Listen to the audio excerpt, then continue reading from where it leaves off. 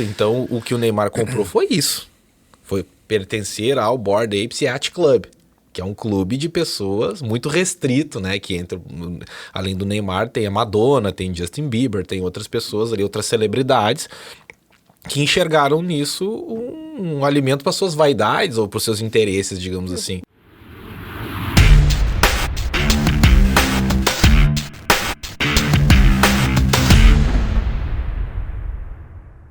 Isso aí, galera, bem-vindos a mais um Threadcast aqui da Salf, né? Estamos aqui hoje com a celebridade aí, que é o nosso amigo Fausto, né? Trocando uma ideia.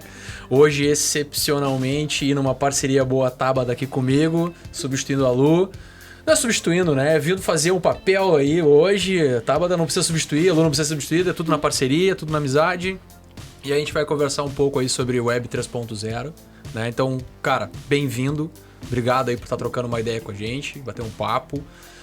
Quem é Fausto? Apresente-se para nós, quem é Fausto? A gente vai, primeiramente, agradecer pelo convite, né? E é uma felicidade estarmos aqui para bater esse bom papo. É um tema que eu tô sempre envolvido nesse assunto. A gente vai vivendo um pouquinho do dia a dia, né? A gente compartilha um pouco do que a gente tem vivido. Então, bom, eu sou o Fausto Vanin, sou gaúcho, da Serra Gaúcha, sou pai de 3 crianças, né? Pai da Cecília, da Anabela, do Henrique. Sou o companheiro da Kelly. Estamos já nessa trajetória aí de aprender a ser pai todo dia aí há uns 15 anos, né? Desde que a Cecília nasceu. E também fiz a minha trajetória toda com tecnologia. Eu era muito carinha da TI, assim, né? Nos negócios por onde eu passei. E depois, mais velho, já ao longo da vida adulta, aprendi um pouco mais sobre negócios e tal, e me encantei nessa coisa de unir a criatividade, né? Economia criativa, digamos assim, sim. Com tecnologia. Então, hoje empreendo em negócios, né, de impacto. E com tecnologia blockchain, né, na 1%, também tem outros empreendimentos, enfim, tem um pouco de um braço de impacto social aí também, que acho que pode rolar uma boa pauta para nós aí. Já então. Fica no rabisco, eu vou marcar aqui, ó. Com certeza vamos chegar nesse ponto aí, pode ter certeza disso. Não, beleza, então deixa eu aproveitar o gancho, né? Eu sou o Adeja, para quem não me conhece aí da Salf, né? Na lista e QA aqui. Tá, por favor, né? Quem está comigo na mesa hoje?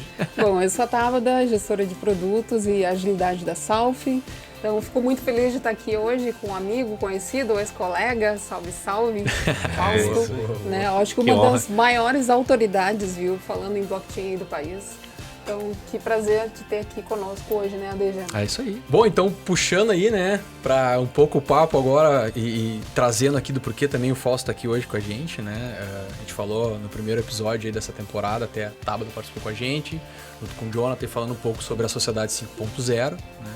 E eu acho que é legal a gente trazer isso aí um pouquinho de novo, até porque a gente vai chegar, né, na parte da web, e aí eu passo a bola para nossa amiga Tabata fazer os questionamentos para o nosso amigo Fausto, enquanto eu sirvo uma cervejinha para nós. Depois eu falo mais sobre isso. Show. Então, na abertura da nossa 5ª temporada aqui do Threadcast, nós falamos sobre a sociedade 5.0, futuros plurais, né, e também sobre humanismo. Né? Então, sobre essas pautas que a gente começa a ver mais presente no nosso dia a dia, tanto como pessoa, né, na nossa vida, quanto no meio organizacional. Né? Nós comentamos também sobre o quanto a pandemia acelerou a transformação digital, né? E também acelerou também a questão da sinergia entre o físico, né, e o virtual, né? E com isso comentamos sobre algumas tecnologias que cada vez mais agora a gente começa a ouvir falar, né? E agora 2022 também, nós temos uma balzaquiana, né? Nós temos a internet fazendo 30 anos, né? E ao invés de festa a gente ganha uma revolução, né? Uma evolução da internet. Né? E em cima dessa evolução aí que a gente vai conversar um pouquinho hoje, né, sobre a Web3, sobre o que ela traz de mudança na nossa vida, nos mundos do negócio, o que é, qual é o conceito, enfim, o que se pode fazer, né? E o que isso tem a ver com o Fausto, por que ele está aqui, o que tem a ver com o blockchain, com o nosso assunto, enfim. É sobre isso que a gente quer conversar hoje, Fausto. Muito bom. E nada melhor do que ter, uma das figuras-chave quando o assunto é blockchain, é Web3 aí no país. Massa. Né? Então, a 1% eu acho que é uma das maiores empresas que nós temos no país hoje, né? Já com diversos cases, vamos falar bastante sobre isso. Né? Então, Fausto, o que é a Web3 aí? É um bom ponto de partida, boa provocação também, acho que essa é começar falando a partir da visão da sociedade, né? A sociedade 5.0, né? Pelo que vocês já trouxeram, né? Essa combinação, né? Indústria 4.0, Web3, Indústria 4 e Sociedade 5, né? Então, é o fluxo.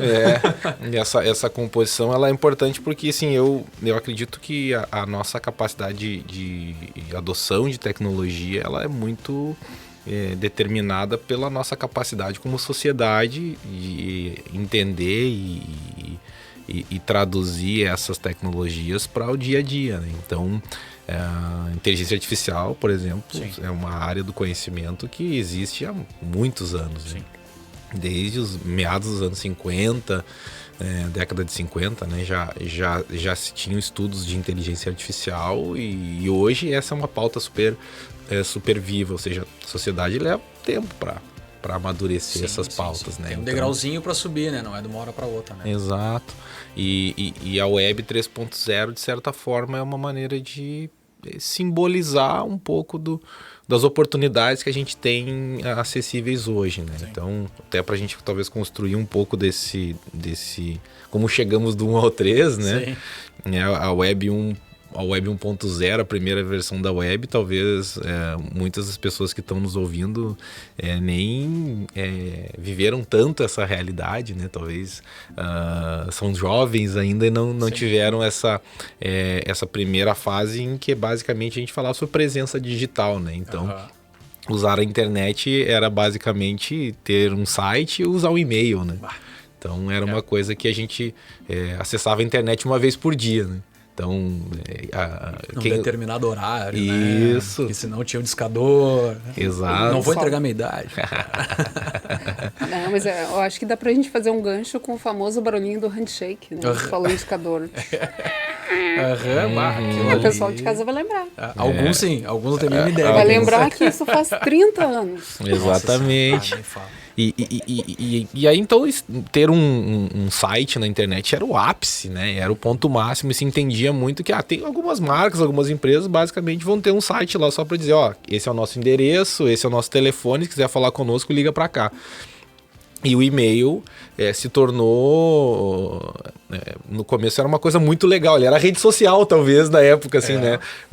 Porque a gente usava muito o correio tradicional ainda, né? E aí usava um pouco do e-mail como, digamos assim, é mais legal fazer por e-mail. Então, às vezes você mandava uma frase para a pessoa por e-mail e ficava esperando a pessoa responder e quase que virava um bate-papo ali. O chat, né? Exato. E já quando a gente vê a Web 2.0 é o que a gente vive hoje, né? Sim. De fato, houve uma escalada, digamos assim, uma camada a mais, digamos assim, nesse sentido, que aí hoje a gente tem, não é só a presença digital estar lá, né? Digamos assim, você quer saber se essa empresa, se esse lugar, se essa pessoa existe, ela vai estar acessível de alguma forma. Não, agora a gente está 24 horas por dia conectado, né? Então, é conseguir fazer tudo que a gente quer fazer por meio digital, né, usando a internet. Então, essa Web 2.0, ela já é bastante presente na nossa vida, não que não possa aumentar, né? A gente está falando aí, né, de internet das coisas, hipersensorização e tal, então dá para, né, talvez aumentar, né? Mas o fato é que hoje é bem presente na nossa vida, né? E quando a gente fala em Web 3.0, na verdade, a Web 3.0 é uma maneira como nós, talvez essa comunidade blockchain está dizendo, tem um power-up aqui para conectar nessa Web 2. Um upgradezinho só para dizer que tem mais um negócio ali. Porque na verdade a Web 3.0, como nem sei quem cunhou esse termo, ela não se propõe a ser como a 2 foi para 1, digamos assim. Sim, não é uma evolução tão grande das coisas. Exato. Aliás, é uma evolução, né? Mas tipo, não é algo que vai mudar muito, né? Não vai sobrepor a 2.0 no caso. Né? E não deu sinais até aqui, talvez mude, né? De ser uma troca de paradigma, né? Que é uma mudança de paradigma. Você sair de algo que é a presença online, né? Ter um site, ter um e-mail, para algo que você fica o tempo todo conectado, né? Então, a promessa não é essa, né? A Web 3.0 são tecnologias sinalizando no horizonte de que a gente vai conseguir realizar online operações que até pouco tempo atrás ou a gente só fazia com grandes conglomerados, né? Ou só fazia offline, né? Só fazia no mundo físico, né? Então, por exemplo, você ter uma forma de certificar digitalmente, sei lá, que nasceu seu filho. Até hoje o procedimento sai do hospital, emite um papel, um documento, você assina e vai num estabelecimento e registra esse papel, né? A Web 3.0 está dizendo que eu posso fazer todo esse processo digital online, enquanto o filho seguro, enquanto o filho nasce, estão operando 24 horas por dia e auditável, né? Seguro, né? Da mesma forma que a gente conseguir fazer operações com ativos, sejam do mundo físico ou do mundo digital, com a garantia de que, sei lá, são 100 unidades desse item que nós estamos operando. Quem é que garante que realmente são 100 e não são 200, né? Até pouco tempo atrás a internet não tinha esse controle, né? Então, a gente tinha muito medo de operar online porque não se tinha esse controle, né? Então, essa tecnologia, esse conjunto de tecnologias que a gente chama de blockchain, hoje permite que a gente consiga ter um nível de controle das operações, especialmente de ativos, né, no digital, muito, muito melhor, né? Então isso abre para a gente espaço para que a gente possa fazer cada vez mais operações no online, no digital. Né? Então é como se a gente pensasse, o Brasil adotou o Pix de uma maneira muito rápida, né? Então olhando para o mercado financeiro, é como se a gente tivesse Pix para quase tudo que for item que a gente, sei lá, que a gente usa ou que a gente coleciona. Digamos que você tem um livro na sua casa que você leu e está numa prateleira. Se esse livro tem uma contraparte online, daqui a pouco vem uma notificação, tem uma pessoa que quer comprar o seu livro. Físico mesmo, está lá na prateleira, você aceitei. Você aceita, roda uma operação, você, né, obviamente encaminha o produto e faz uma operação, porque isso de certa forma está online e você consegue garantir, eu consigo garantir que eu de fato tenho o livro, né? Então a Web 3.0 é um pouco isso, né? Então é uma camada, né, uma conexão com essa web tradicional na qual a gente pode ter uma série de operações entre elementos ativos, digamos assim, que a gente já acessa, mas com controle digital, com certificado de origem, com muito mais controle distribuído. Há quem acredite que dá para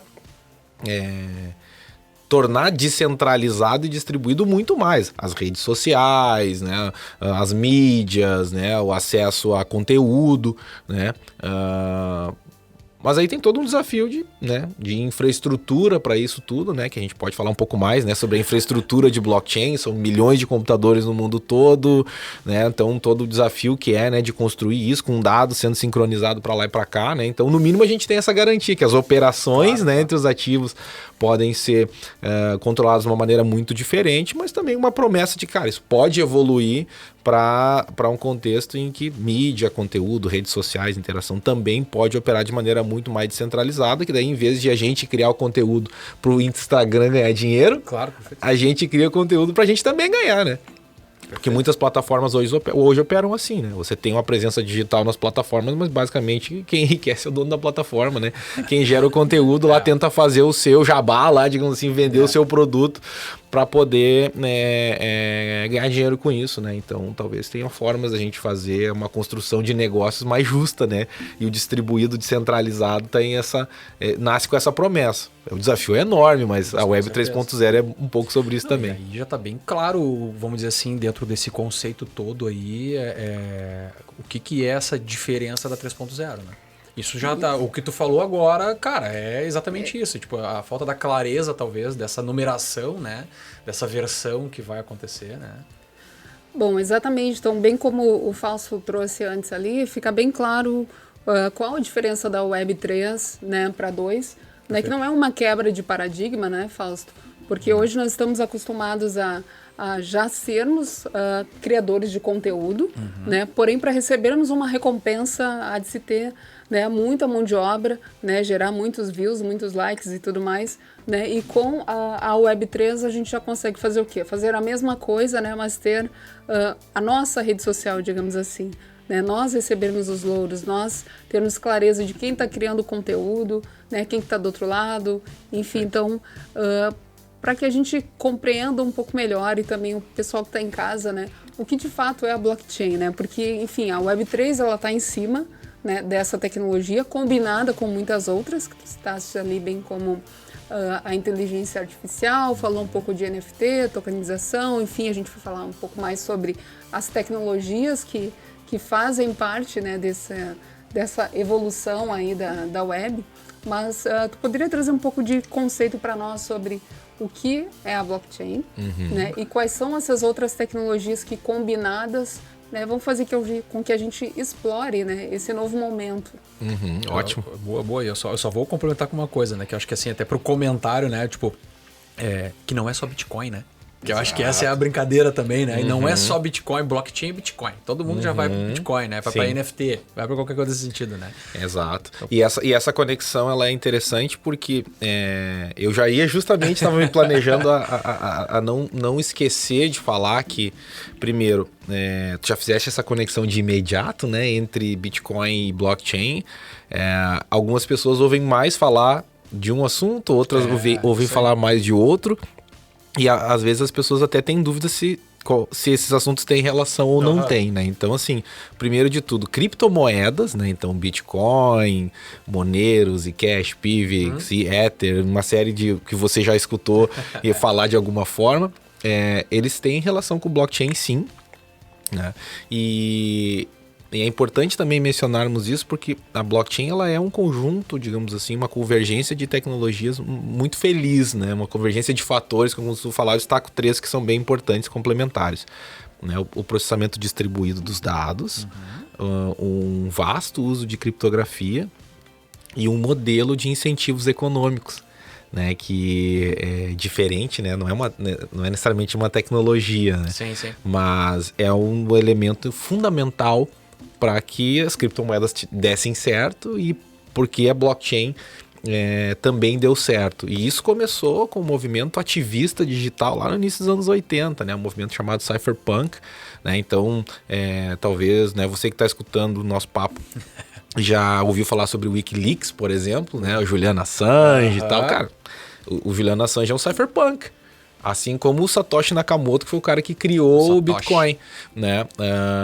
Esse vem do mesmo grupo, né? Ou seja, de ativistas digitais que acreditavam que a internet poderia ser um elemento, um fator que aumentasse a nossa liberdade como indivíduos e protegesse a nossa privacidade. Então, lutavam por meios de usar a internet, né, e essas tecnologias todas para aumentar a nossa liberdade. Então tem todo esse ativismo por trás e a criptomoeda nasce dentro desse contexto. Então geralmente as criptomoedas nasceram sem estar vinculadas a um país específico, um governo e tal, totalmente descentralizado. Sim. E aí o fator que complementa esse contexto, né, monetário, né, das criptomoedas tem toda esse conjunto de tecnologias que faz com que essas criptomoedas operem, é o que chamamos de blockchain. Então por isso que eles estão relacionados, né? Então não tem criptomoeda sem blockchain, né? Até pode ter blockchain sem criptomoeda, mas é bem raro de se encontrar, né? Então, geralmente eles andam muito conectados, né? Ambos bem conectados. E em resumo, quem aqui tá ouvindo eventualmente já no passado, já baixou música na internet, já usou... Fez um Limeware da vida aí. Exato. Um emule da vida. Um emule, né? Softwares como esse de troca de arquivos online, se as pessoas não estão online oferecendo esse arquivo, você não consegue baixar, né? Então quem baixava um filme, né, tinha que ter o seed suficiente, né, que o pessoal chamava, né? Que basicamente tem que ter gente com o computador ligado oferecendo esses arquivos, aquela informação para poder buscar ela, né? Exato. E a blockchain, ela obviamente num grau de comparação mais superficial, ela é exatamente isso. São milhões de computadores, ou potencialmente um volume muito grande de computadores conectados entre si, que se comprometem a armazenar um conjunto de transações que acontecem dentro dessa rede. Então, ou seja, você pluga o teu computador nessa rede, se comprometendo, tá, eu vou salvar os dados das operações que acontecerem aqui, né? Então, eu já fiz brincadeiras, por exemplo, em palestras ou aulas, e dizer, sei lá, o episódio do seriado Game of Thrones, o personagem tal, morre ou não morre? Aí a pessoa morre, não lembro, né? Porque o seriado morreu tanta gente, né? Mais morreu. Exato. Aí a pessoa ficava falando, e aí, sabe, como é que a gente vai saber se esse fato aconteceu ou não aconteceu? Mas vamos pelo que a maioria falou, né? Então, esse meio de processar transações é exatamente isso. Então, imagina que a gente criou uma regra que rege o processo de um ativo como o Bitcoin, por exemplo. Né? Então, ou seja, milhões de computadores no mundo todo estão conectados guardando o histórico dessas operações, essas transações como a gente chama, né? Então, uma pessoa manda A, manda para B, envia essa transação para essa rede, e essa rede vai validando essas transações e se sincronizando com esses dados. Então quer dizer que alguém pode mandar uma transação falsa. Toda hora isso acontece. Sim. Porque todo tempo alguém quer tirar vantagem dessa rede. Mas como são milhões de computadores que preferem ter um bom comportamento para que a rede funcione, isso acaba não dando certo. Porque no volume de pessoas bem intencionadas, acaba que essa estrutura funciona. Aí por que são bem intencionados? Porque ele vai ganhar com isso, né? Então essa mecânica de incentivos, o retorno é importante. E aí em algum momento, né, a nossa comunidade se deu conta de, cara, isso funciona para uma moeda, né? Como o Bitcoin e tantas outras, né? Cada um com a sua rede separada. Poderíamos usar isso para controlar outras coisas. Perfeito. Né? Então, por exemplo, sei lá, os episódios do podcast. Né? Como é que eu certifico, garanto que tal a pessoa foi, o que foi gravado, que foi falado tal coisa? A gente poderia gerar uma evidência, né, disso e envia para o blockchain. Né? E aí vamos imaginar coisas mais do nosso dia a dia, lá no varejo, por exemplo, o produto que você vai adquirir lá na gôndola.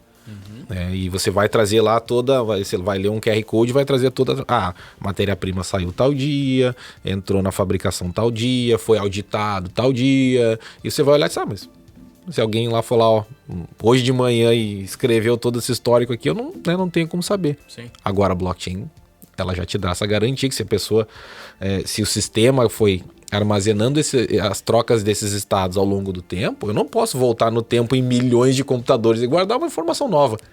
Né? Então, essa confiabilidade da informação ela é muito maior por causa disso, porque tem milhões de computadores no mundo inteiro com posições sincronizadas desses dados que dizem, não, mas o dado é tão confiável que tem milhões de computadores com essa mesma informação. Então, então dá para confiar.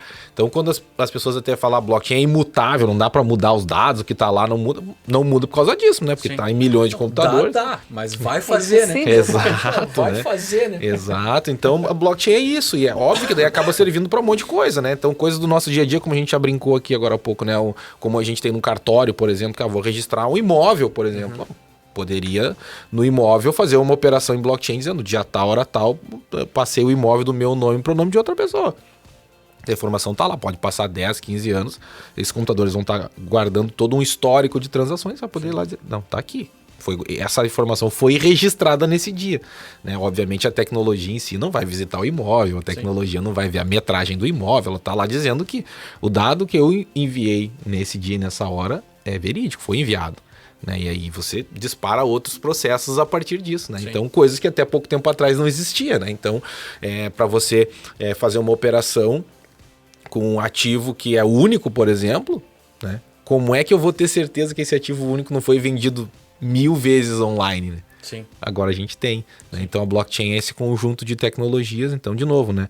A computação distribuída, são milhões de computadores no mundo todo. Né?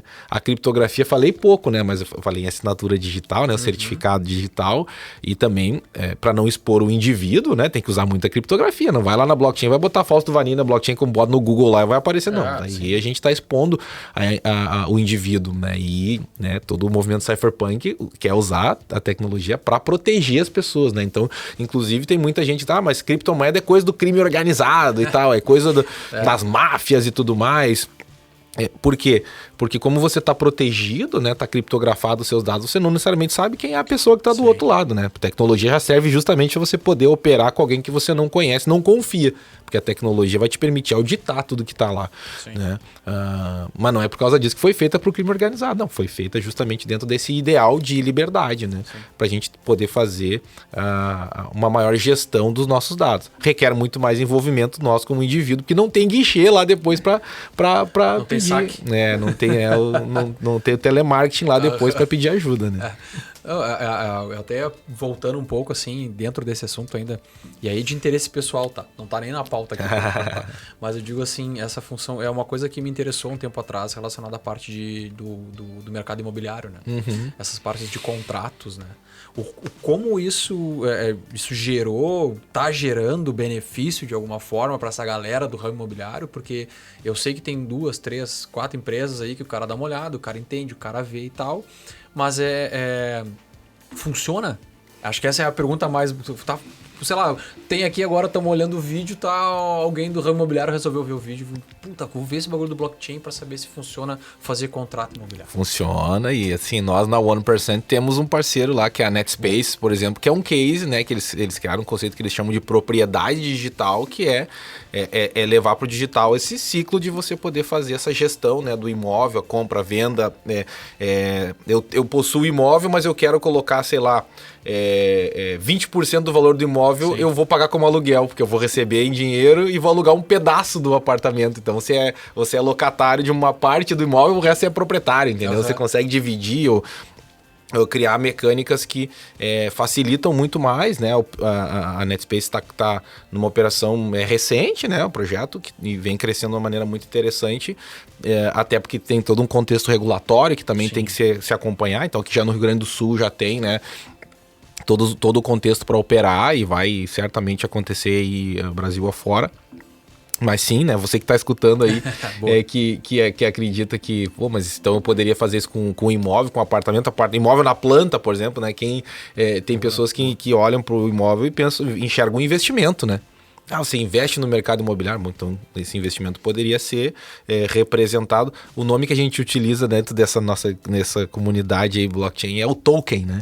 Então você vai criar uma representação em blockchain desse ativo fracionável até, sei lá, 100 unidades. Então você teria um imóvel, um apartamento, que, sei lá, custa R$1 milhão, mas está fracionado em 100 partes, né? Então você poder comprar uma parcela é bem mais barato, é mais acessível, mais democrático.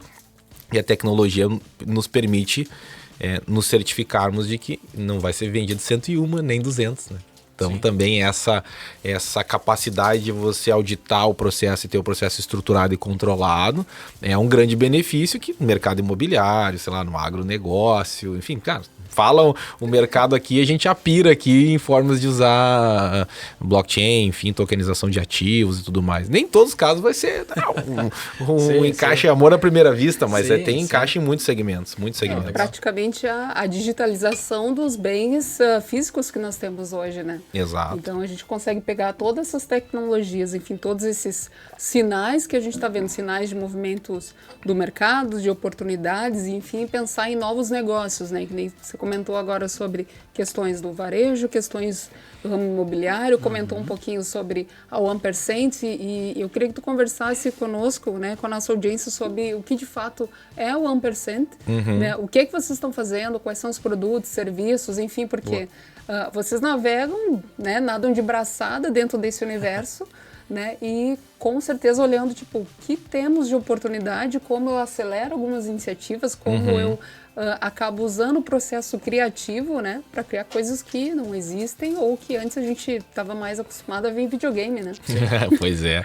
Tu até falaste sobre o do mundo real, né, ativos do mundo real, e o mundo real também vale para o digital, tanto físico quanto digital, né? Então hoje a gente já tem projetos que permitem que algo que só existe no mundo digital, para quem joga, por exemplo, no computador, sei lá, comprou a dancinha do Fortnite, por exemplo, né? Isso é um ativo, né? Porque como ele é por temporada, se você não tava no jogo naquela temporada, não comprou o passe de batalha daquela temporada, você perdeu o item, né? Então, tanto pro físico quanto pro digital. E a 1% ela é uma empresa que trabalha ativos tokenizados, né? Então, esse é basicamente assim, a nossa principal atuação. Criamos soluções de negócio para ativos de diversos segmentos, né? Então, a gente é uma galera muito de tecnologia, então a gente partiu muito assim de construir um negócio muito baseado em tecnologia, né? Sim. A One fecha 5 anos agora em 2022 e ela nasceu muito como um coletivo de pessoas que entusiastas de blockchain e queriam trabalhar nesse mercado criando soluções e foi virando uma empresa, digamos assim, né? À medida que o mercado também se consolidou nesse sentido. Então, na One, hoje nós temos um portfólio de produtos que são bem modularizados, que permitem que negócios mais tradicionais, como o imobiliário, que falamos há pouco, possa se plugar nesse mundo da Web3 e rapidamente poder criar esses ativos de maneira tokenizada, né? Porque esses projetos, queira ou não queira, né, um projeto dessa magnitude é um projeto, de 12, 15, 18 meses, né? Pra gente conseguir colocar um projeto desse no ar. A gente coloca no ar em 45 dias, porque aí a gente consegue acelerar demais com o que a gente tem de soluções e a gente acaba trabalhando com empresas muito tradicionais que não têm essa expertise dentro de casa, né, e querem plugar os seus negócios nesse mercado. Então a gente tem, né, empresas, né, parceiros como a Moss, que é crédito carbono, né, a gente tem Chiefs Group, que são relações de trabalho tokenizadas, né? Então você vai trazer uma pessoa para prestar um trabalho para sua empresa por um determinado tempo ou com alguma determinada entrega. Isso é um token que está representado, então ele aporta essa entrega, tem uma troca ali, né, que acontece, tá tokenizado com ganho de escala e imagino que muito em breve a gente vai poder ter também a própria participação societária das empresas tokenizadas, né? Boa. Então você ter esse ativo circulando nessas relações é muito interessante. Não, o mercado ainda não permite, né? A regulação no Brasil ainda não nos permite, mas a gente imagina que em algum momento isso vai acontecer. Vai ter que acontecer, né? Cara, Exato. Não adianta, pelo jeito que o mercado tá rodando para esse lado, e não só aqui. Mercado, eu digo, nível mundial, né? Se as coisas estão indo para esse lado, não tem como em algum momento isso não estar validado, né? Exato. E aprovado para que seja feito, usado, atribuído e etc. Né? E a gente também tem trabalhado com marcas como Volkswagen. Criamos a Digital Garage, então a garagem digital da Volkswagen, em que os amantes da marca têm lá, né, uma série de ativos que você pode comprar, né? Quem colecionar figurinhas, ou ainda coleciona até hoje, né? A Copa do Mundo tá chegando aí, né? Imagina a partir desse mesmo princípio, mas usar isso para chegar lá no core do negócio. Da marca que você ama. Então, os colecionadores de carro, aquela galera que se reúne no sábado à tarde para trocar ideia. Os Fuscão lá. Exato. Então, cara, são esses aficionados, digamos assim, pela marca que se conectam com projetos como esse. Então, a gente fez projeto com Grendene, que também é uma marca muito, né, brand lover, como o pessoal costuma chamar, né? Fez projeto com o Boticário, Grupo Boticário e Eudora, né? 2 marcas do Grupo Boticário, que foi no Dia do Batom. Então, eles fizeram uma campanha no Dia do Batom, Sabrina Sato fez foi feito um desenho da boca dela e a pessoa que comprava esse token ganhava de volta uma arte feita por uma artista da sua boca, né? Isso, a Electra estava participando, uma série de influenciadores participaram na campanha. Legal. E aí a pessoa vai ter uma lembrança, uma recordação única, né? da sua imagem, né? Da sua boca como um ativo digital, né? E ainda uma série de benefícios e tal. Foi um projeto que gerou também bastante interesse, então a gente tem trabalhado muito, digamos assim, em criar soluções que se conectem com o dia a dia das pessoas, né? Então, é um desafio, né? Porque a gente também visa sempre trabalhar com ativos que possam gerar relações de médio e longo prazo, enfim, que possam trazer perspectivas de ganho, né, para as pessoas que trabalham com as marcas, mas estamos tateando nesse mercado, então introduzir esse assunto toda vez para alguém que não conhece, sem poder conversar com a pessoa, né? Ou seja, ela tem que navegar no nosso produto, né, e aprender o que é essa Web 3.0, né, o máximo possível navegando, né? Então, por exemplo, a gente permite a pessoa comprar um token, né, o NFT, como a gente chama, com um Pix. E muita gente tem de ver NFT como figurinha, né, Fausto? Uma figurinha. Neymar pagou 6,2 milhões por uma figurinha. Exato. Né, e usou a figurinha em todas as suas redes sociais, por exemplo. né? Mas, tipo, o que tem por trás dessa figurinha aí, Fausto? Boa Tu pergunta. já comentou um pouquinho, mas... Bela pergunta. O Neymar, na verdade, esse valor ele pagou foi antigamente a gente usava o termo a joia, né? Para participar de um clube, né? Quando você se associa a um clube, você pode comprar a joia, né? Que é aquela associação vitalícia, né? Vitalícia, exatamente. Agora vai pro Sojipa ali e compra a joia da Sojipa. Lá. Exato. Família, o resto da vida vai ter um negócio na Sojipa. Exatamente. Lá, só para exemplificar. Exato. Então, o que o Neymar comprou foi isso. Foi pertencer ao Bored Apes Yacht Club, que é um clube de pessoas muito restrito, né? Que entra, além do Neymar, tem a Madonna, tem Justin Bieber, tem outras pessoas ali, outras celebridades, que enxergaram nisso um alimento para suas vaidades ou para os seus interesses, digamos assim. Uma forma de ser único, né, Fausto? Exato. Então, mas como é que materializa, simboliza isso? Em vez de ser lá uma carteirinha de papel lá com carimbo do escritório, é um ativo digital, auditável, né? E totalmente conectado a essa ideia do que a gente falou da Web 3.0, tanto que se o Neymar entrar aqui na carteira dele digital e transferir isso para mim, eu imediatamente passo a ser membro desse clube. Não tem essa burocracia, mas então manda aqui os documentos autenticados, tantas cópias, não sei o que, tem que comparecer. Assinado, carimbado. Você tem a posse, você tem o acesso.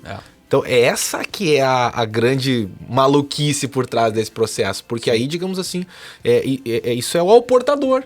Né? Até o André, que é meu sócio na 1%, essa semana mesmo comentou algo que é para onde a gente, de certa forma, está apontando os nossos olhares.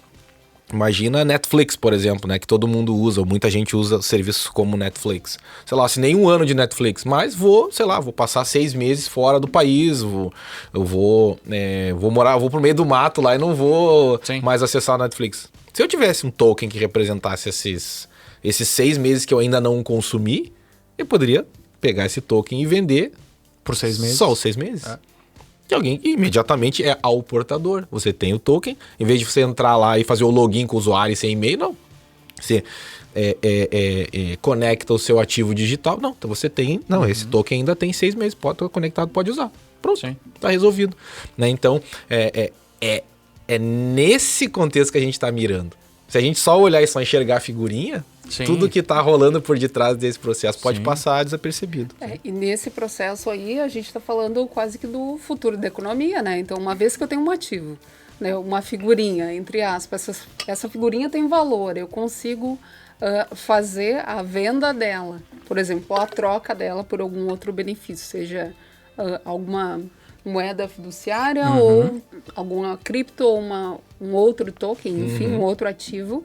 Eu tenho novos elementos aí, né, para trabalhar o futuro da economia. Sem dúvida nenhuma. Então, além do dinheiro que nós conhecemos, né, o dinheiro seja ele físico ou o virtual, aí como Bitcoin, Ethereum, enfim, outras, eu começo a ter outros elementos aí, né, Fausto? Você imagina... E outras formas de adquirir, enfim, qualquer coisa. Exato. E eu compro um bem no físico, pago no virtual e assim vai. Exato. Então, imagina, sei lá, no trabalho você encontra o cara, tênis maneiro, cara. Eu comprei, mas ficou um pouco apertado, eu acho bonito, mas sempre que eu uso me aperta. Mas eu te compro ele então, não quer me vender? Mas te vendo e tal. Agora imagina que o dono do tênis está do outro lado do mundo. Que a possibilidade de você realizar essa operação, ela vai ampliando cada vez mais, né? Óbvio que tem o item físico, que tem que...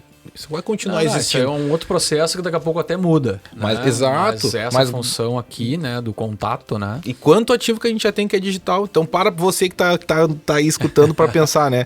Já tem lá o Netflix, né? Talvez tenha o Prime Video, tem o Spotify, tem tudo aí, né? Tudo são ativos, são serviços que você contratou online, que você usa online. Então, ou seja... já está acontecendo a nossa a digitalização das nossas vidas, das nossas coisas, né? Até mesmo em termos de até pouco tempo atrás nós comprávamos CDs, discos nas lojas, e agora a gente está falando do Spotify, né? Então olha quanto essa cadeia já digitalizou e continua sendo o meu Spotify, né? Minhas músicas, né? Então, a minha biblioteca, não sei o que. Então já está digitalizada a nossa relação com isso, né? Então imagina a gente conseguir plugar, né? Como a Tabata falou, plugar essa camada de economia por detrás disso, o quanto isso pode facilitar, inclusive facilitar o acesso. de alguém que talvez, não consigo comprar o ativo, não consegui comprar porque era muito caro. Sim. Eu queria ter só a experiência de utilizar, enfim, eu posso te alugar, posso te emprestar. Exato. Posso te emprestar a skin do meu avatar num determinado game. Sim. Falar, joga, ver como é que é. Exato. Depois tu pode adquirir. E a blockchain permite, inclusive, esse empréstimo, né? Então, por exemplo, eu sou o proprietário. Como eu falei, é o portador, né? Mas eu posso usar regras dentro da blockchain que eu faço essa relação por um período, né? Vai que o Neymar te empresta a figurinha. Plenamente possível. Esse modelo é plenamente possível de empréstimo ou de aluguel, entendeu? Sim, aí você faz essa transação e essa transação já fica lá registrada como uma transação temporária, que vai e volta. Depois de um tempo ela vai se encerrar e vai voltar pro proprietário original. Né? Então você... De novo, vai abrindo novos mercados, né? Então, daí nasceu, por exemplo, não sei se está na nossa pauta aqui, mas falar rapidamente, né? O que o pessoal chama de finanças descentralizadas, né? Ou DeFi, né? O apelido, né? Como a gente costuma chamar, que a gente saiu do modelo monetário, como é a criptomoeda, né? Que é uma moeda, né? O sistema monetário, para um sistema financeiro completo. Sim. Então, tem fundos de investimento, tem o câmbio, tem derivativos, tem tudo isso com tokens. Né? Então, eu tenho um token que representa o projeto A, o projeto B, o projeto C, mas eu quero fazer o câmbio entre um token de um projeto, o token da Salt com o token da 1%. Entra numa solução de câmbio em DeFi lá, como o Uniswap, por exemplo, bota lá o par, como a gente chama, e faz a troca. Tem alguém provendo dos dois lados, então bota, né? Bota preço e faz a transação. Né? Então, vê que essa possibilidade, esses desdobramentos são, né? Tem nem o infinito, né? Como se cada uma tivesse a sua cotação, né? Então... Mas deixa eu só servir o Fausto. Por favor. Fausto, fica à vontade aqui, queridão. Deixa eu pegar aqui. Então já vamos aproveitar o gancho aqui, né? Dar um corte aí rapidão pra gente falar um pouco do Inca aí, né? Já que eu tô botando a cerveja pro Fausto, eu vou dizer de novo, tá? Eu tô servindo nesse growlerzinho aqui, porque se eu for servir naquele dali, eu vou fazer, tá? Por favor. Vou fazer sujeirinha, né? Então o Inca é nosso parceiro, manda ceva para nós de vez em quando, né? Então Inca, obrigado mais uma vez aí, tá aqui, né? O growlerzinho do pessoal. Eles têm o bar aqui em Porto Alegre, também estão com o bar lá na Lagoa da Conceição, top, né? O verãozinho vai bombar lá na Lagoa. Então assim, a gente também tem uma palavrinha-chave que a gente tá usando, a gente já fez um outro episódio aí, né? Essa palavrinha essa semana aí vai ser a Pachamama. Fica esperto, tá? Aí vai lá no bar, pessoal. Usa a palavra do Pachamama, fala com o Henrique, fala com o Paulo, fala com o pessoal do bar lá. Diz que viu no Threadcast, né? E aí, seguinte, tem que dizer que também que seguiu o canal, tá? Se não seguir o canal, não vai valer o negócio lá, tá? Ninguém bebe. Ninguém bebe. Chega lá, vai perguntar, seguiu o canal? Então assim, ó, segue, compartilha, né? Curte ali, dá um joinha pra nós. Comunica com a galera, a gente tá na busca dos 1000 inscritos, a gente vai fazer uma promo forte aqui com o Threadcast e com parceria do Inca também, tá? Daqui a pouco vai rolar até uma festa lá, não sei, tô, né, só dando uma ideia aí, de repente vai que rola. Mas é isso, tá, gente? Obrigado aqui e vamos tocar mais um pouquinho, falando um pouco mais da web e tal, só porque eu queria falar um pouquinho do Inca, porque eu não podia deixar passar. Excelente, vamos nessa. Então, a gente estava conversando sobre, né, a disrupção, né, o futuro da economia, que já não é mais futuro, né, Fausto? Está acontecendo. Aí, então, algumas pessoas já estão mais por dentro, enfim, então a gente começa já até a ver alguns movimentos, que nem agora na Web 2, eu me conecto em algumas plataformas, né, utilizando o login, por exemplo, do Gmail, do Facebook. Agora na Web 3, sei lá, eu acesso as plataformas usando minha carteira digital, minha wallet. Exato, né, consegue. Porque se tudo é ativo, é uma troca, na verdade, eu estou brincando dentro da carteira, né? Exato, é um pouco dessa troca, né? E aí, eu conecto a carteira, eu que estou do lado de cá com a minha... E a carteira que a gente chama, né? Para você que ainda tá dando os primeiros passos, né? A carteira, né? Eu ia até brincar. Faz de conta que eu não sei do que tu tá falando, Fausto. Perfeito. A carteira, na verdade, é que são as chaves de acesso que a gente usa. Porque se a gente tem os nossos fundos, né? De criptomoedas operando nessa rede e não tem o banco, né? Para operar isso, né? Quem é que vai ter a chave do nosso core? Nós mesmos, né?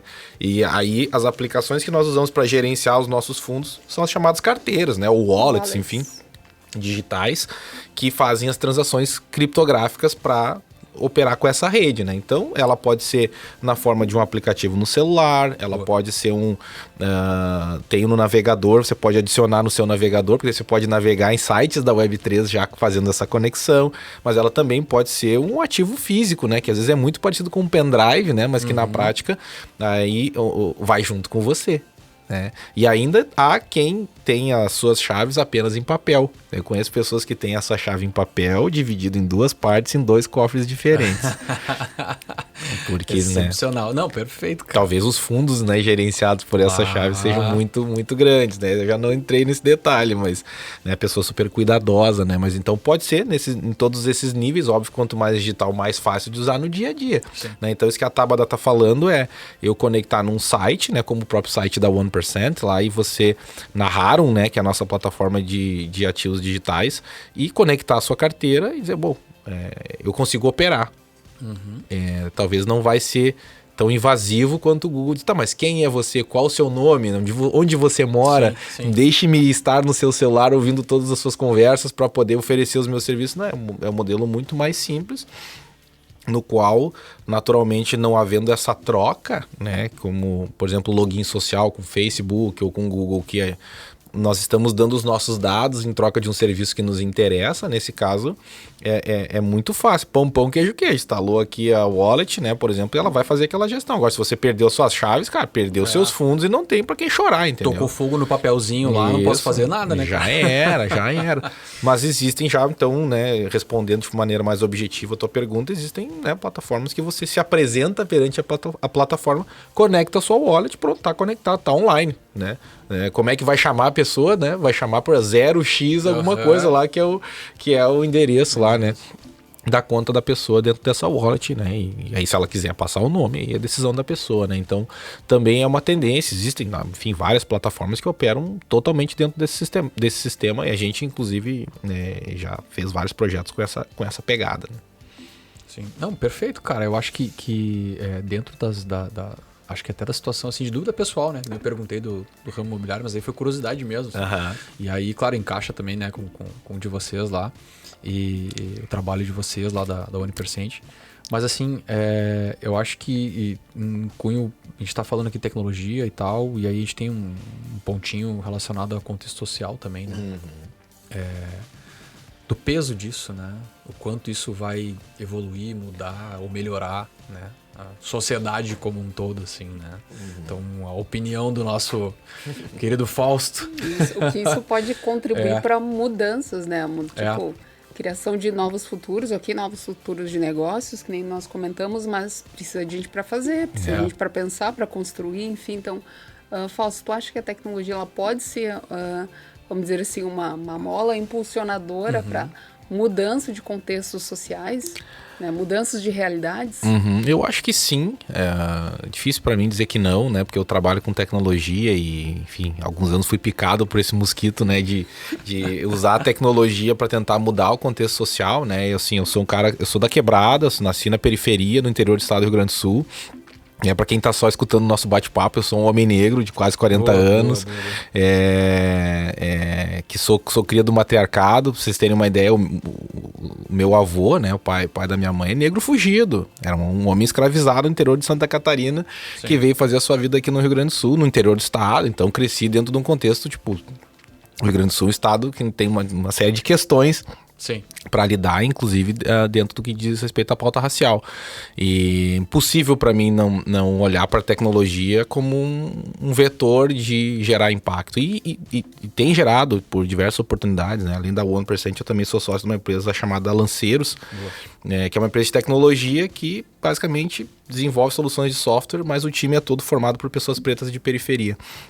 Cara, tem sido um aprendizado absurdo, assim, né? Porque a gente vê o quanto, de fato, essa transformação pode acontecer na vida de uma pessoa que estava ali querendo uma oportunidade, né? E a gente já teve, digamos assim, a primeira leva de pessoas do time que foi toda pro mercado. Porque, né, o mercado tá ávido por pessoas com talento, e a gente acaba sendo a primeira etapa na carreira da pessoa, né? Então, às vezes aquele júnior que não tem nenhum computador para trabalhar, ele não vai conseguir romper essa barreira se ele não conseguir infraestrutura. A gente tem lá 3, 4 computadores que a gente ganhou, né? Inclusive fica aqui, né, um beijo aqui pro Juliano Murlick, que fez a doação lá desses notebooks lá na época do Trader, né? Que ajudam esses jovens que estão lá, eu quero fazer, fiz um curso, mas infelizmente eu tô só no celular. Não tenho como aplicar, atuar e tal. Exato. Então imagina tu dizer, cara, passa o endereço que eu vou mandar para ti um notebook para você poder começar a trabalhar e a pessoa poder, sabe, romper essa barreira e daqui um ano e meio, 2, cara vai dizer, cara, infelizmente a grana que eu tô fazendo aqui tá pouca, eu recebi uma proposta, eu vou pro mercado, cara... Infelizmente, mas que massa, né? Exato. Felizmente aconteceu, então, aquilo que era a expectativa. Exato. O propósito acaba sendo esse, né? Você consegue mudar vidas, né? Então, ok, eu peguei uma pessoa que tinha vontade, tinha interesse, eu estava numa situação de vulnerabilidade, né? Dou condições para ela se desenvolver e crescer, né? Se o mercado vai absorver, se ela vai querer ficar ali, né? Compartilhando seu conhecimento, enfim... Isso é uma outra parte do negócio, né? Exato, a probabilidade multiplica. Né, Exato. E eu acho que assim, para mim um símbolo, né, de uma condição de privilégio que a gente tem na sociedade é o poder de fazer uma escolha. Sim.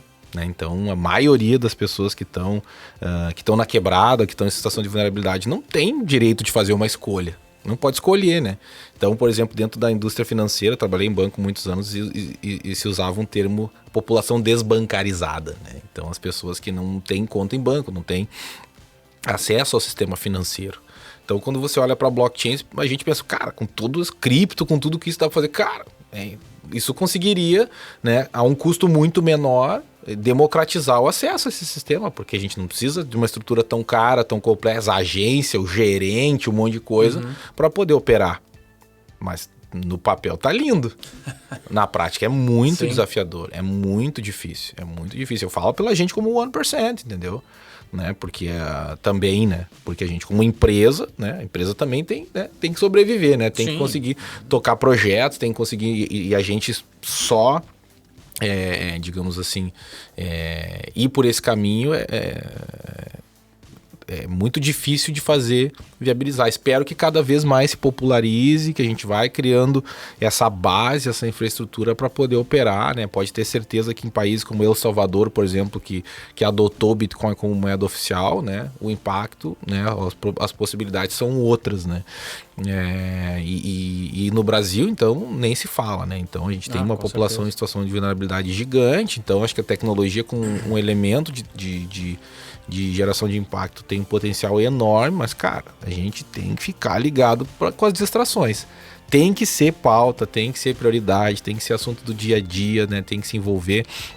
Eu tenho, né, hoje a felicidade de sou voluntário na Aldeia da Fraternidade, que é uma ONG aqui de Porto Alegre, que atende quase 400 crianças aqui na Zona Sul, faz 60 anos em 2022, então assim, uma empresa gigante, né, tem mais de 50 funcionários, então assim, uma estrutura enorme, sim, convido que se você que não conhece, conheça a Aldeia da Fraternidade, que é um projeto maravilhoso, né, sou também voluntário na Associação de Afroempreendedores do Rio Grande do Sul, ODABA, né, que também faz um trabalho maravilhoso, né, e cara, o empreendedorismo ele é um caminho importantíssimo para a gente mudar a realidade, né? E a tecnologia está ajudando, ela é meio, ela é uma ferramenta para ajudar os empreendedores. Então, conseguir me conectar com uma galera que está no ativismo negro há um tempão, e eu só sento, escuto bem quietinho, aprendo um monte com essas pessoas. Na hora que entra a minha vez, digamos assim, de vamos falar sobre tecnologia, transformação digital, inovação e tal, eu dou a minha contribuição, mas consigo estar com empreendedores, mega inspiradores, experientes, histórias maravilhosas, né?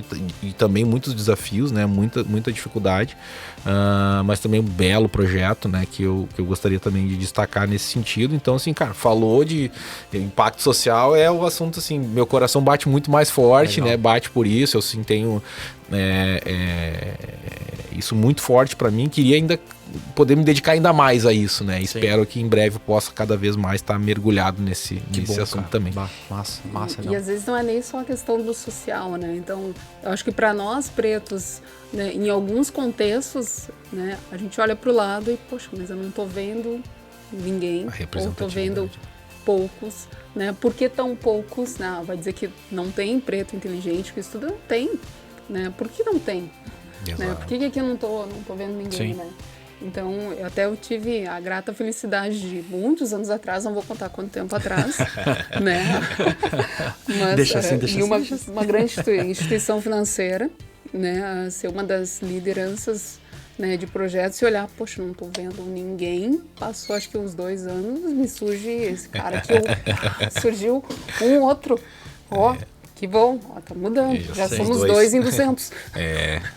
Né, em 200 líderes. Sim. Né, líderes de projeto. Então, a gente fica procurando e é automático, né? Não sei, Fausto, tu, mas a cada lugar que eu entro, que eu tenho a oportunidade, tipo, de olhar, assim, que é um contexto, vamos dizer assim, privilegiado em algumas situações, de olhar e, tipo, tá, e aí? Né? Cadê o pessoal? É importantíssimo, né, a gente ter esse olhar, assim, eu sempre que posso, né, destaco, primeiro, 54% da população brasileira é negra, né, e o Brasil é o país mais negro fora da África, né? Então é importante a gente também guardar esse detalhe. Então, existe pouca representatividade, né, como comunidade geográfica, né? Eu acho isso que a gente chama de Brasil é muito uma ideia, né? A gente não tem muito essa coisa de unidade, Sim. Até porque é um país muito grande e tal, então tem todas essas quebras, né? Mas o Rio Grande do Sul, né, tem capítulos muito importantes da sua história, né? Então a Lanceiros, por exemplo, não se chama Lanceiros à toa, né? Sim. Porque ela também é uma referência aos lanceiros negros, né? Que foram homens negros escravizados que lutaram na Revolução Farroupilha por uma promessa de liberdade e no final foram assassinados num massacre chamado Massacre de Porongos. Então a nossa ideia é ressignificar esse nome, inclusive essa ideia de lançar ideias novas e tal para o mercado, mas sempre carregando essa ideia. Então, cara, o Rio Grande do Sul tem... o Brasil todo tem diferentes histórias para se contar sobre tudo isso. E a gente precisa que mais pessoas contem essa história e que mais pessoas construam novas histórias. Então, que a gente tenha cada vez mais jovens negros que contem outras histórias. Né? Falem sobre engenharia de software, falem sobre inteligência artificial, falem sobre qualidade, falem sobre inovação, falem sobre os seus negócios, porque a gente se acostumou tanto a não ouvi-los e não vê-los que pareceu normal, né? Parece comum, né? Não existe, não tem referência, tipo... Então, nos últimos anos a gente começa a ver alguns movimentos que nem o do afrofuturismo, que é para resgatar um pouco dessa ancestralidade, né, Fausto? Tipo, construir... né, resgatar o nosso passado, enfim, a nossa história e tipo, ok, daqui para frente, né, que caminhos nós temos. Exato. Né, tipo, e não é nem só a questão da representatividade, né, mas tipo, ok, não precisa só me representar, mas eu me identifico contigo, me identifico, né, em relação, por exemplo, à raça, enfim, ok, agora eu vou fazer a minha parte aqui, eu vou construir o meu futuro, né? A partir das minhas oportunidades, da minha ótica, do que eu sonho e tudo mais, né? Então, Fausto, se tu puder comentar conosco aqui para a nossa audiência o que de fato é o afrofuturismo, né? Tu que já participou de diversos eventos, né, com essa pauta, se puder trazer um pouquinho, e o que ele tem a ver com a tecnologia também. Perfeito.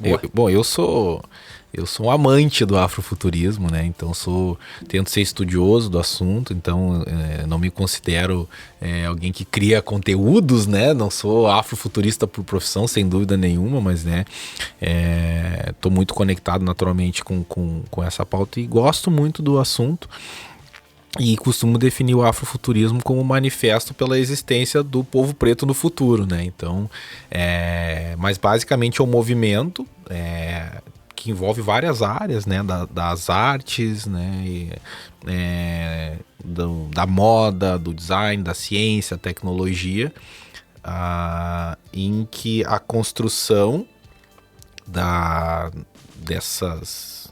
desses artefatos, por assim dizer, de um livro, de uma história, de uma música, é pautada por uma cultura afrocentrada, né? Ou seja, centrada numa ética, em valores, enfim, em cultura de base africana, né? De matriz africana, né? Então a própria relação com o tempo, né? O povo africano se relaciona com o tempo de uma maneira diferente da cultura europeia, por exemplo, né? Em que o tempo ele é uma coisa quase como um trilho, né, que vai em linha reta para algum lugar, né? Já a cultura africana, por exemplo, já trata o tempo uma coisa muito mais em espiral, né? Então, essa coisa de passado, futuro é uma relação muito diferente, né? Então, a ancestralidade é um elemento muito presente. E o afrofuturismo como essa questão da ficção, da construção, então é muito de construir coisas novas, né? Então vale para a ciência, a tecnologia também, a partir de uma perspectiva em que ser preto, especialmente no Brasil, né? Que é o maior... É a maior diáspora africana, né? Esse termo diáspora, né? Ele significa os povos que foram sequestrados, né? Contra a vontade da sua terra. Então, a maior diáspora africana no mundo é o Brasil. E, especialmente para nós, o afrofuturismo significa construir realidades em que, pra gente, a prioridade não é sobreviver. Tem várias outras prioridades aí, enfim, a gente pode tratar de diversos outros assuntos dentro das realidades desse povo, né? Então se mistura isso com o futuro, sei lá, com o espaço, naves espaciais. Então, cara, eu saio desse contexto, ou seja, não é simplesmente uma obra fantástica, literatura fantástica. Ele também é uma produção, né, literária, por exemplo, cultural, que me permite sair dessa realidade. Então imagina um jovem, né, uma jovem negra, um jovem negro que está lendo esse livro, por exemplo, ouvindo essa música, e isso está tirando ele desse lugar onde ele está. Apesar de depois ele ter que voltar a lidar com essa realidade. Mas está ajudando a visualizar, né, de forma diferente. E entender que é possível. Sim. Né? Então ele não é um movimento de mídia. Ele é um movimento de fortalecimento, né, dessa cultura, desses valores, né, e tal. E por que não criar esses novos contextos econômicos? Então, que deixo, né, uma saudação para o pessoal do Grupo Futuro é Preto, né? A gente teve a oportunidade em 2020, no meio da pandemia, a gente organizou um evento de afrofuturismo que foi naturalmente online, né? Mas foi um evento com mais de 5 mil inscritos, né? E ele nasceu exatamente dessa coisa que a gente está acostumado, que era um evento que acontecia sobre futurismo, né? Que é uma coisa muito mais de design de negócio, forecast estratégico e tudo mais, em que não tinha no line-up do evento nenhuma pessoa preta. E aí uma pessoa que eu nem conhecia ainda até então, foi numa postagem desse evento e falou, cara, não é possível que vocês vão falar sobre o futuro, não tem uma pessoa preta pra falar no evento. Sim. Aí, a galera entrou numa fala assim do tipo, mas é que a gente não, pra nós não tem diferença de cor, raça e tudo mais, todos somos iguais e tal, não sei o quê. Pra nós o que importa é a pessoa ter conteúdo, ter conhecimento, etc, etc. Sim, tem que ter conteúdo, mas como é que não acha? Mas é que não tem, não sei o quê. E aí a gente conversou e falou, cara, e aí eu vi a postagem, interagi com essa pessoa, interagimos todos nós, cara, vamos fazer um evento nós, então, no mesmo dia, né, daí eu fui uma das mentes, né, por trás, cara, vamos fazer no mesmo dia do evento original, vamos fazer um outro evento, obviamente online, e 100% com pessoas pretas para falar sobre afrofuturismo. Cara, a gente pegou nomes, assim, maravilhosos, o Henrique André, a Morena Mariá, cara, tipo, e teve a abertura da Itasha Womack, né, que aí é uma escritora de Chicago, né, que escreveu, né, um livro sobre afrofuturismo, né, então, cara, teve o Alessandro, Fábio Cabral, uma galera... perfeito, cara, eu acho que é um baita de um evento, né, criado e trabalhado até pra... contrapor a fala dos caras pra vocês, né? Que, cara, não adianta, é padrão e é ridículo, né? Mas ok. Até pra não se dar mais tempo, porque, tipo, a gente não tem mais tempo, né? Isso aí. Como eu digo assim, a gente entra num papo, e aí, óbvio, não querendo cortar, até perdão, né, Fausto? Mas a gente tem o tempo. E a gente entra num papo que a gente vai, né, e entrando, e cara, passa 1 hora, e passa 1h30, e passa 2 horas, e a gente vai seguindo. E que venha um especialista falar sobre isso, né, que eu vivo isso todo dia. Mas aí que tá, o cara pode até ser especialista, mas quem vive sabe mais, cara. Pode ser. Entendeu? A experiência conta mais nesse Só que abrir as dores aqui no microfone é bem mais difícil, né? Não, precisa de mas eu respirar ia fundo. fazer... Não, com certeza, e até isso ficaria como um convite, tá? Pra gente falar sobre isso. Acho que isso é um assunto pra gente falar sobre esse assunto.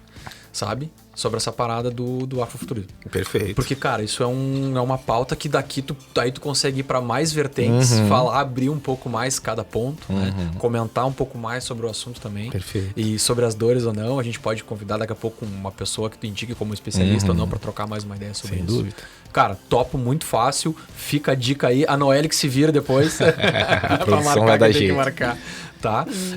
Igual tem tudo a ver com o nosso assunto, né? Porque a gente veio aqui hoje para falar sobre a Web3, né? Sobre descentralização, sobre igualdade, sobre transparência, enfim, sobre novos futuros e também como mudar, né, o futuro das pessoas, além dos negócios, né? E o afrofuturismo, ele acaba se conectando diretamente com isso, né? Também. Perfeito.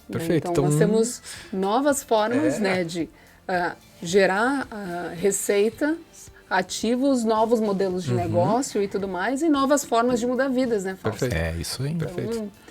Com imensa alegria aqui que a gente recebe hoje, foi ótimo. Foi ótimo papo, e te agradece muito, cara, foi um prazer te conhecer, eu tinha escutado falar bastante, até pelas funções de a gente conseguir gravar aqui. Tá certo. Legal a gente conseguir se conhecer. Obrigado por toda a pauta, o assunto, o que estava fora da pauta, que às vezes é mais interessante do que está na pauta, os caras vão colocando e vai trocando assunto. Cara, se quiser passar tuas redes sociais pra galera aí, da Unipercent, de todos os teus eventos e o que mais quiser passar pra galera, por favor, fica à vontade aí, cara. Perfeito. Então, pra você que quer seguir nessa conexão, eu tô em quase todas as redes. Fausto Vanin, então não tem dificuldade, só colocar nas redes vai me encontrar com facilidade, mas fica o convite para que conheça as redes da 1%, né? Então, é 1%io, né? Porque é o nosso site, né? 1%.io, né? Então 1%io tá lá tudo junto, né? Nas redes também. Nos acessem, falem conosco, acessem o nosso site, 1%.io ou rarum.io, que lá você vai poder conhecer um pouco mais do que a gente está falando, um pouco dos projetos que a gente falou aqui. Vai ser um prazer a gente estender esse papo para depois aí que você terminar de escutar o podcast com calma e depois cola com a gente. Boa, não, e vai estar no descritivo aqui, a gente vai pegar depois melhor contigo e tal, a gente vai deixar nos detalhes aqui do episódio. Tábada, quer incluir mais alguma coisa? Mais algum agradecimento pra galera? Nada de especial. Tô muito feliz. Obrigada, pessoal. Obrigada, Fausto. É isso aí, brigadão. Muito obrigado. Valeu mais uma vez por estarem todos com a gente aí. Até o próximo app do Threadcast. Um abração. É nóis. Valeu.